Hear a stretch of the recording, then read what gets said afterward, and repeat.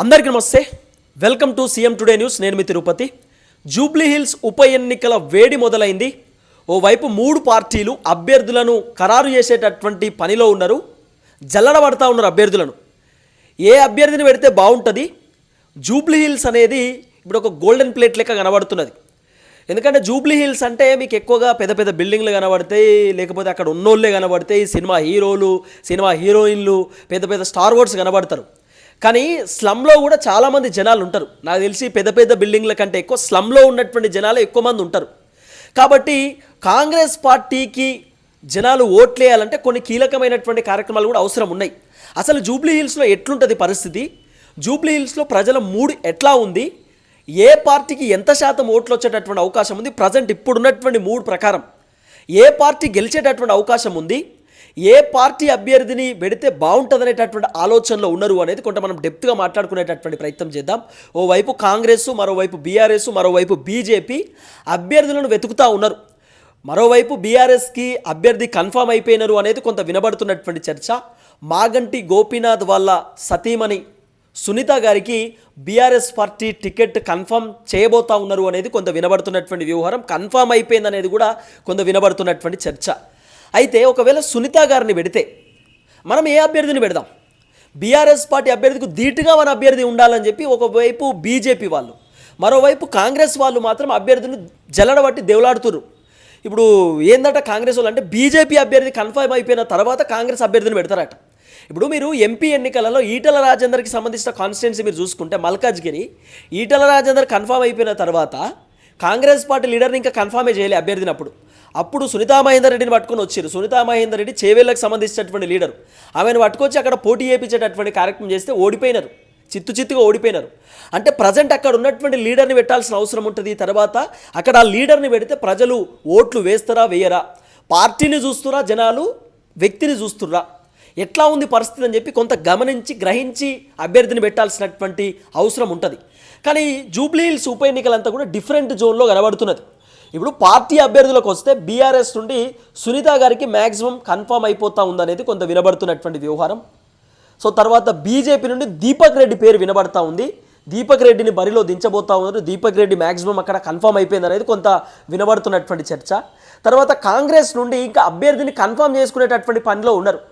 Congress party ప్రతి ఎలక్షన్లో ఇంతే, లాస్ట్కు అభ్యర్థిని పెడతారు. ఆ అభ్యర్థిగా జెండాలు గిండాలన్నీ తయారు చేసుకోవడానికి, పైసలు తయారు చేసుకోవడానికి, ప్రచారం చేయడానికే సగం టైం పోతుంది. ఇక మిగతా సగం టైం కార్లు స్టార్ట్ చేసి జనాల్లో తిరగడానికి సగం టైం పోతుంది. ఆయన గెలుతాడో ఓడిపోతాడో పెద్ద క్వశ్చన్ మార్క్. అయితే బీఆర్ఎస్ మాత్రం ఒక మాస్టర్ ప్లాన్లో ఉన్నారు. ఉప ఎన్నికలలో ఎట్టి పరిస్థితుల్లో గెలవాల్సిందే, ఎట్టి పరిస్థితులలో మనం ఏందో చూపించుకోవాల్సిందే. ఒకవేళ జూబ్లీ హిల్స్లో కనుక సొంత సీటు బీఆర్ఎస్ సీటు కనుక ఓడిపోయి కాంగ్రెస్కి వచ్చిందనుకో కేసీఆర్ పరువు పోతుంది. ఇప్పుడు ఆల్రెడీ కాంగ్రెస్ పార్టీ లీడర్లు ఏం చెప్తారు? కేసీఆర్ పని అయిపోయింది, కేసీఆర్ని ఎవరు నమ్మేటట్టు లేరు, బీఆర్ఎస్ కామ్ హోగయా. ఇక మొన్ననే జరిగిన ఎంపీ ఎన్నికలలో కూడా మొత్తం పార్లమెంట్ ఎన్నికలలో ఎంపీ సీటు ఒక్కటి కూడా బీఆర్ఎస్కి రాలేదు. 8 బీజేపీకి వచ్చినాయి, 8 కాంగ్రెస్కి వచ్చినాయి, 1 ఎంఐఎంకి వచ్చింది. బీఆర్ఎస్ పనే అయిపోయింది. రేపటి రోజు గ్రామ పంచాయతీ ఎన్నికలలో కూడా కేసీఆర్కు సీట్లు రావు, ఓట్లు రావు అని చెప్పి కాంగ్రెస్ వాళ్ళు ప్రచారం చేస్తారు. ఈ టైంలో బీఆర్ఎస్ పడిపోయింది, ఖతమైపోయింది అనుకున్న టైంలో సొంత సిట్టింగ్ సీటు, తర్వాత సికింద్రాబాద్ కంటోన్మెంట్ సీటు కూడా బీఆర్ఎస్ ఓడిపోయింది. ఈ టైంలో ఇక్కడ కనుక ఓడిపోతే జూబ్లీ హిల్స్లో ఇక కథం బీఆర్ఎస్ పనే అయిపోయింది. సొంత సిట్టింగ్ సీటు కూడా కాపాడుకోలేకపోయారు, గ్రాఫ్ డౌన్ అయిపోయింది బీఆర్ఎస్ అని చెప్పి మాట్లాడే ప్రయత్నం చేస్తారు. కాబట్టి ఎట్టి పరిస్థితులలో కేసీఆర్, కేటీఆర్ ఆ సీట్ను వదులుకోవడానికి రెడీగా లేరు, ప్రచారం చేయడానికి సిద్ధమైపోయారు.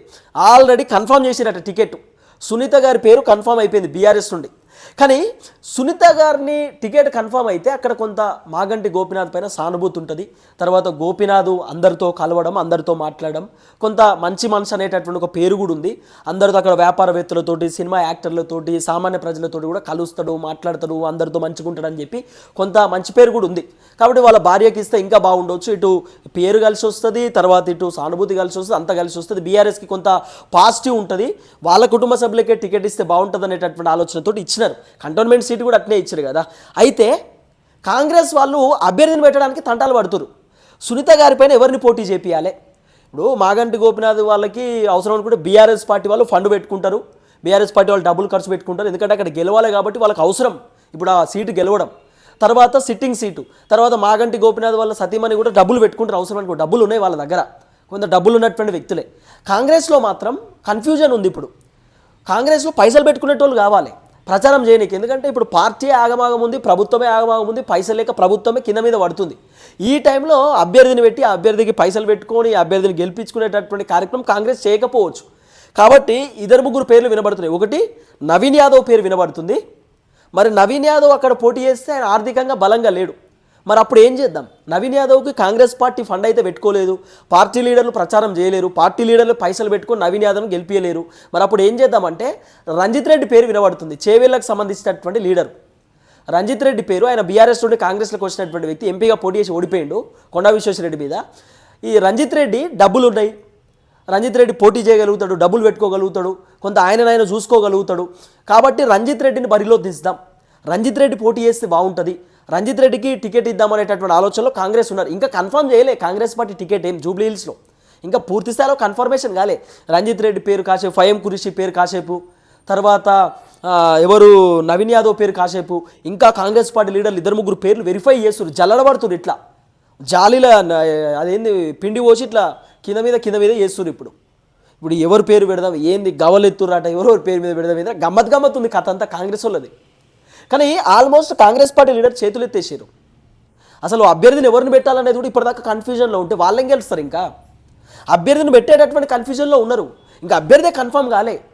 ఓవైపు సునీత గారి పేరు బీఆర్ఎస్ పార్టీ కన్ఫర్మ్ చేస్తుంది, దీపక్ రెడ్డి పేరు వాళ్ళు కన్ఫర్మ్ చేస్తారు, బీజేపీ వాళ్ళు కూడా క్లారిటీలో ఉంటారు. బీజేపీ వాళ్ళు కాంగ్రెస్ అభ్యర్థి పేరు కన్ఫర్మ్ కాగానే మేము కన్ఫర్మ్ చేద్దామని బీజేపీ, లేదు బీఆర్ఎస్ పార్టీ అభ్యర్థి కన్ఫర్మ్ కాగానే మేము కన్ఫర్మ్ చేద్దామని బీజేపీ. బీఆర్ఎస్ కన్ఫర్మ్ అయితే బీజేపీ కన్ఫర్మ్ అయినట్టే. కానీ కాంగ్రెస్ కన్ఫర్మేషన్ లేదు, అభ్యర్థులను ఇప్పటిదాకా ప్రకటించేటటువంటి కార్యక్రమం కూడా చేయలే. సరే, ఇట్లా కాంగ్రెస్ కొంత ఫెయిల్యూర్ అవుతూ వస్తున్నది. అసలు ప్రజల మూడు ఎటువైపు ఉంటుంది జూబ్లీ హిల్స్లో, ఎవరికి ఎంత శాతం ఓట్లు పడవచ్చు అంటే అందరికంటే ఎక్కువ ఒక 10%, 5% గ్రాఫ్ ఎక్కువ సునీత గారికి చూపిస్తుంది, బీఆర్ఎస్ వైపు చూపిస్తుంది. ఎందుకంటే సిట్టింగ్ సీటు, అక్కడ ఉన్నటువంటి జనాలు కూడా బీఆర్ఎస్ అధికారంలో ఉన్నప్పుడే బాగుంటుండే, ఐటీ డెవలప్ చేసిండు, కొంత డెవలప్మెంట్ జరిగింది. కాంగ్రెస్ వచ్చినాక మాకు 2500 మహిళలకు రాలేదు, 4000 రూపాయల పెన్షన్ రాలేదు, కొత్త రేషన్ కార్డులు రాలేదు, సీసీ రోడ్లు వేపించలేదు, ఇందిరమ్మ ఇండ్లు ఇవ్వలేదు, అదోటి ఇదోటి కొంత వ్యతిరేకత ఉంది.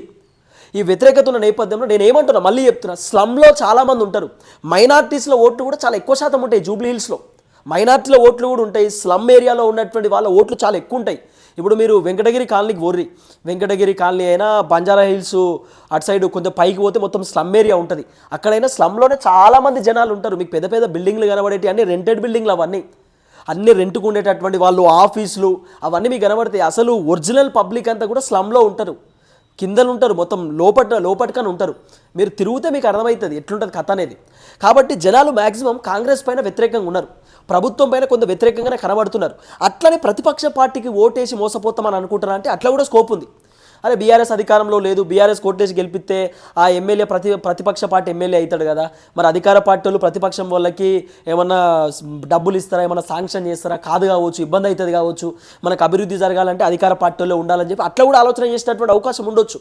కానీ ప్రజెంట్ ఇప్పుడున్నటువంటి పబ్లిక్ మూడ్ ప్రకారం, ఇప్పుడున్నటువంటి గ్రాఫ్ ప్రకారం మాత్రం మ్యాక్సిమం బీఆర్ఎస్కే స్కోప్ కనబడుతున్నది, సునీత గారికే స్కోప్ కనబడుతున్నది, బీఆర్ఎస్ఏ గెలిచేటటువంటి అవకాశం ఉందని కొంత వినబడుతున్నటువంటి కనబడుతున్న సర్వే రిపోర్ట్స్. కాబట్టి మ్యాక్సిమం జూబ్లీ హిల్స్లో బీఆర్ఎస్కే ఎక్కువ పాజిటివ్ కనబడుతుంది, ఒక 10% ఎక్కువ కనబడుతుంది. అరే కాంగ్రెస్ వాళ్ళు అభ్యర్థిని పెట్టేటటువంటి కార్యక్రమం చేస్తున్నారు, భయపడుతున్నారు, ఎట్లా ఓడిపోతామా గెలుస్తామా, పైసలు ఉన్నోళ్ళు కావాలి, ఏం చేద్దామని చెప్పి వాళ్ళే కన్ఫ్యూజన్లో ఉన్నారు. బీజేపీ వాళ్ళు అయితే అసలు అభ్యర్థిని ఇద్దరు ముగ్గురు ఇట్లా లైన్లో పెట్టిరట. బీఆర్ఎస్ కన్ఫర్మ్ అవుడుతోటే అనౌన్స్మెంట్ అయిపోతుంటే కథ బీజేపీ అనౌన్స్మెంట్ అయినాక కాంగ్రెస్ అనౌన్స్మెంట్ అంటే ఎంత ఘోరం చూడండి. అసలు అధికార పార్టీలో ఫస్ట్ అనౌన్స్మెంట్ చేయాలి, కానీ వీళ్ళే లేట్ ఉన్నారు.